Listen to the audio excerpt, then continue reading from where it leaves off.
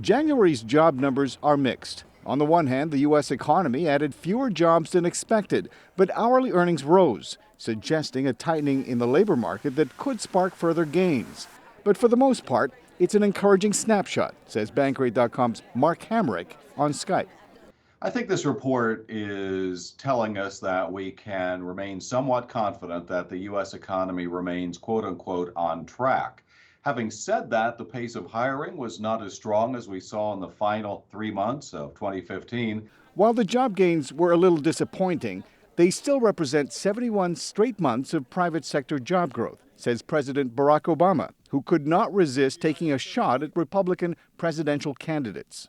The United States of America right now has the strongest, most durable economy in the world.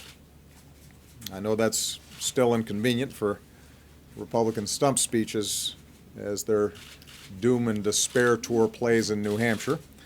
I guess you cannot please everybody. But if the U.S. economy is doing so well, then why did stock prices plunge after the job numbers were released?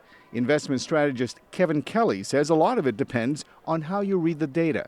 It's getting back to, is good news or is good news bad news, right? Because if we get a lot of good news, then the Fed may raise rates. But on the converse side, if we keep getting bad news, that could be good for the markets because then the Fed won't raise rates further.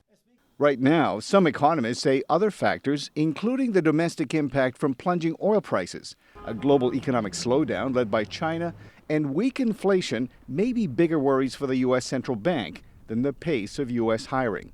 Arcega, VOA News, Washington.